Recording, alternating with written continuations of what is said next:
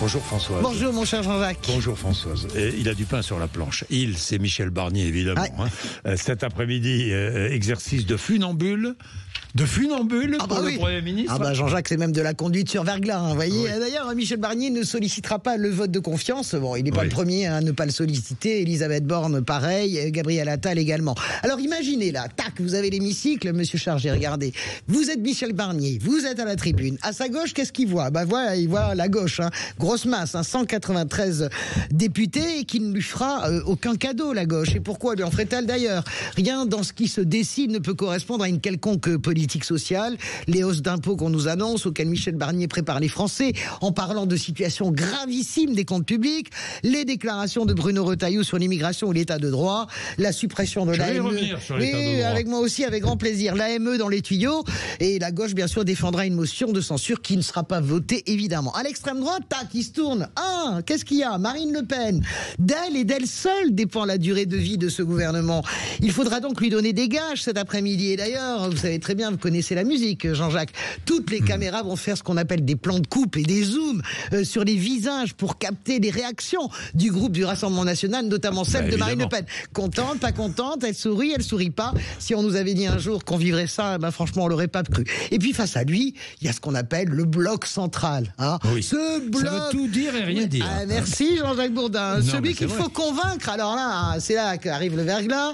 Il faut le convaincre sans perdre les Républicains et le RN. Il faut lui donner des gages. Ce bloc, vous le savez, est traversé par le doute et pas seulement l'aile gauche. Hier, la présidente de l'Assemblée, Yaël Braun-Pivet, a fait part de son malaise. Justement, parlons-en, face aux déclarations de Bruno Retailleau sur l'état de droit, qui ne serait pas intangible. Cette phrase, Jean-Jacques, elle est terrible. Remise en cause de l'état de droit. Et attention. Oui, attention. Et d'ailleurs, c'est un vrai débat. Ce qu'a dit Bruno Retailleau n'a pas été... Cette remise en cause de l'état de droit, ça n'a pas été remarqué vraiment.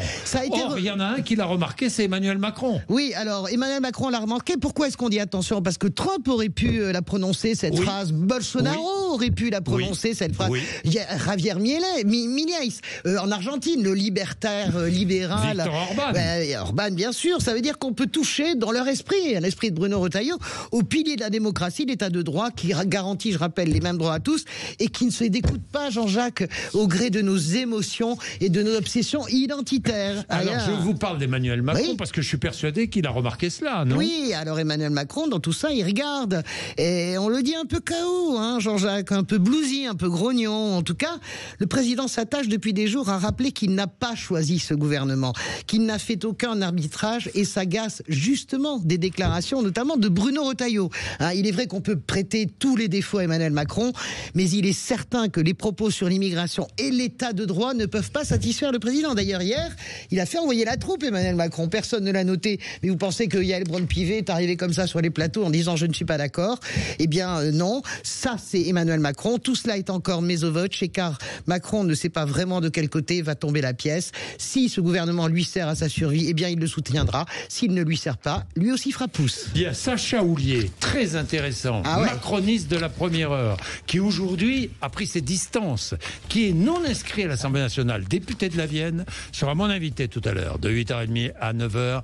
Il est 7h53.